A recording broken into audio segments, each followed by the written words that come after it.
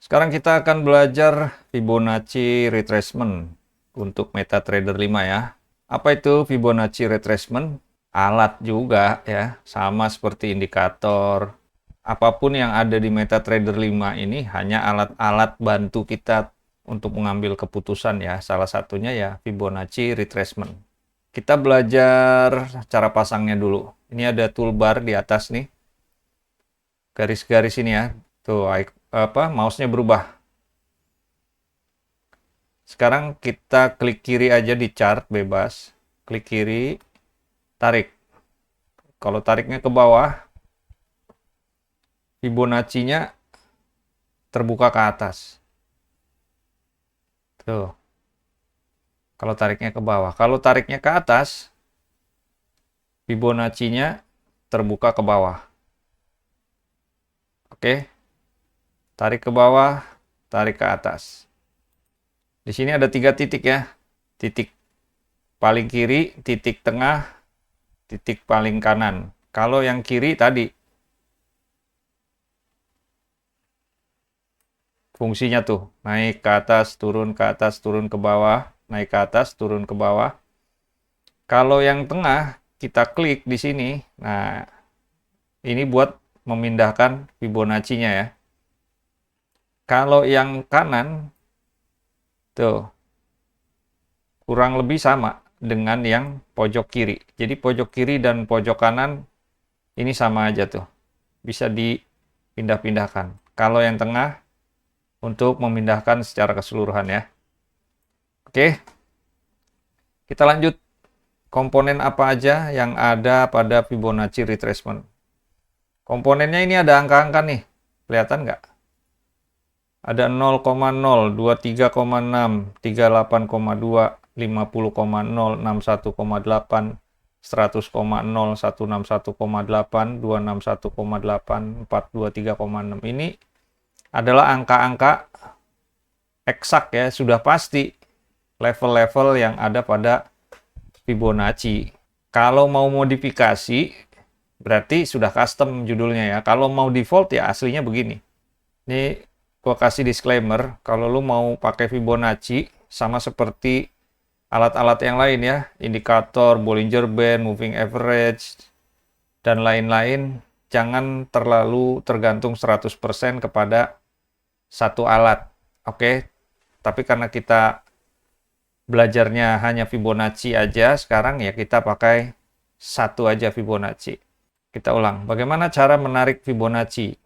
Secara umum Fibonacci itu sebenarnya bebas ya. Dia hanya untuk mengukur atau memprediksi pullback sebenarnya ya. Ini contoh nih, kalau gua pribadi, gua akan cari engulfing. Misalkan gua biasa pakai rectangle di sini ya. Ada engulfing, bearish engulfing ya.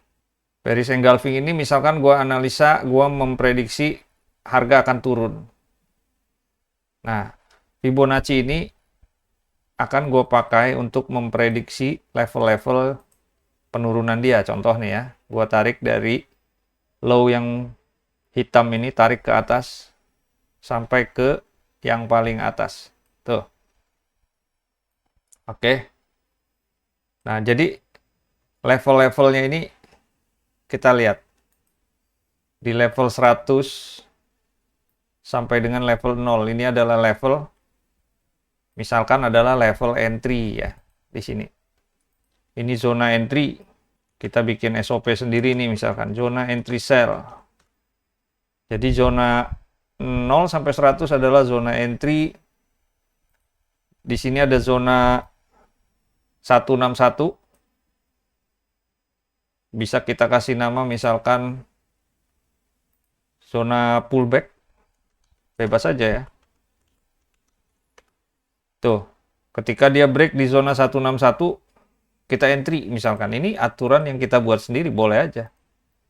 Kita sell. Di sini juga ada 261,8, dia break. Kita sell lagi. Tuh ya. Tapi ketika di 423 nih, reject, kita buy misalkan, boleh. Dia reject, buy. Target take profitnya di mana? di sini misalkan, tapi nggak nyampe tuh. Misalkan di sini nggak nyampe.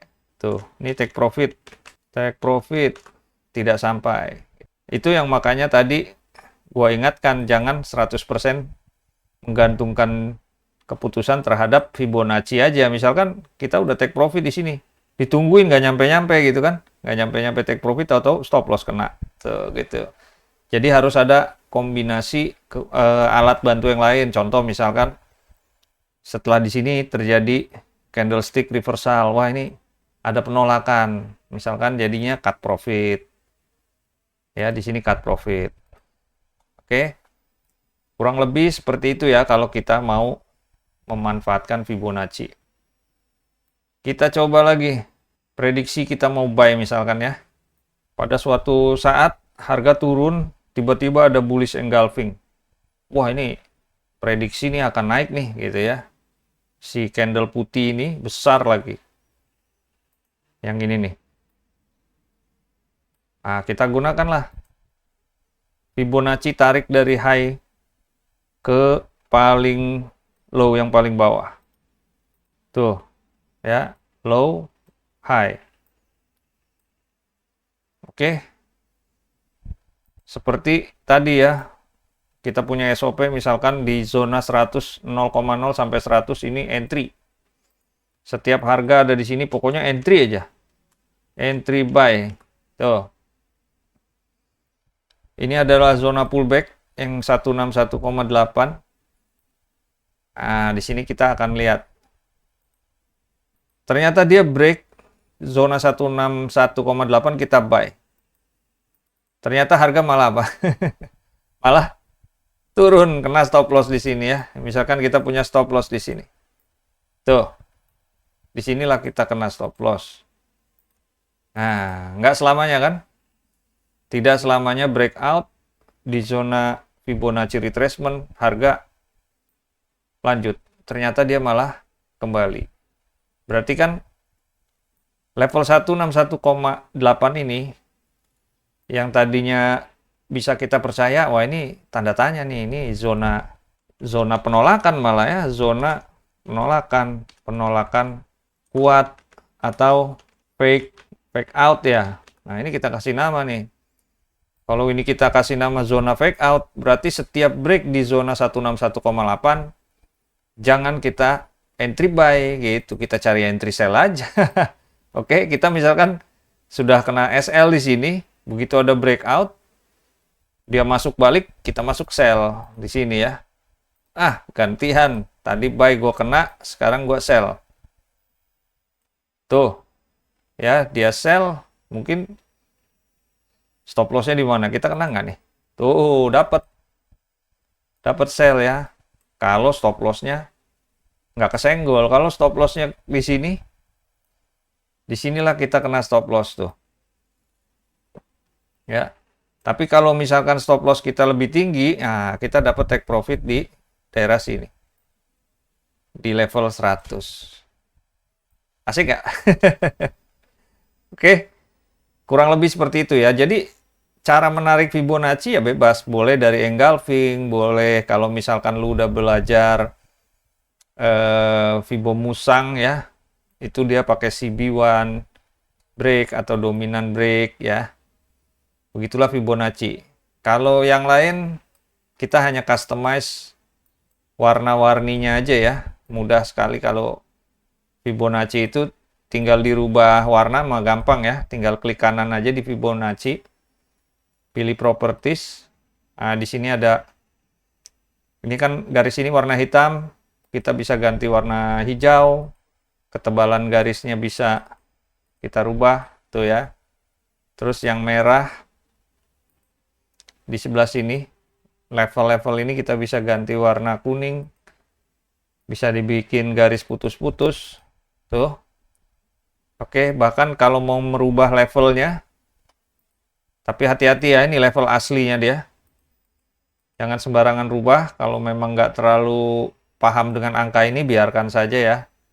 Di sini ada tombol default, kalau memang nggak yakin ini angka bener apa enggak, klik aja tombol default, dia akan balik lagi ke angka seperti semula.